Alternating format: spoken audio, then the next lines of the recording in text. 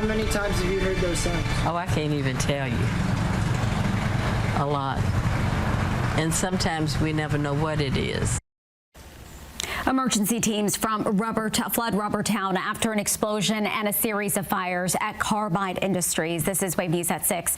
I'm Myra Ansari. And I'm Brian Schlonsky. This facility is located on Bells Lane. The first 911 call was reported just before 11:30 this morning. And we're told in addition to the explosion, a series of fires were reported inside and outside of the plant.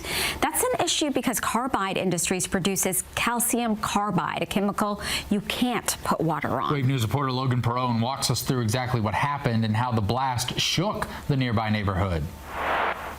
Fire crews are wrapping up their initial emergency response here on Bells Lane, but the investigation into what exactly caused the explosion and fires is ongoing. And I was able to speak with a couple. They heard the blast, they felt the blast, and they say this isn't the first time this has happened.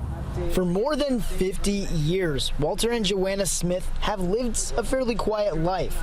Living and working roughly a mile east of Rubbertown, they've heard their fair share of pops and bangs. Didn't really sound like an explosion, although I knew it was, because when you hear those sounds, it's usually something over in Rubbertown.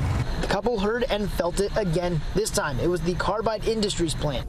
Walter worked just down the road at the BF Goodrich on Bells Lane and says it's part of living and working here. Been through it. It's just some of the things that you learn to adjust and deal with. I mean, you pray and hope that nothing happens, but when it does, then you kind of be prepared for it.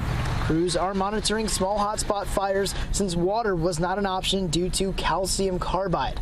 PRP fire officials believe a potential overflow of that chemical from a furnace on site may have caused the explosion. Fortunately, no injuries to workers or first responders were reported. But I think it is a true blessing that no one was injured in any type of an incident at any facility. That wasn't the case in 2011, when 2 workers at Carbide Industries were killed and 2 others injured in the explosion of a furnace. Today's explosion also comes nearly a year since the deadly Givaudan factory explosion in Clifton, and less than a month after an explosion at the AAK factory in Shively killed a man last month. You just don't know the dangers in your neighborhood. Everybody thinks it can't happen in my neighborhood, but it can. It can. Officials say they will stay on site and continue monitoring the air for any hazards. As far as Carbide Industries, officials say they have been on site and cooperating with investigators. In Rubbertown, Logan Perone, Wave News.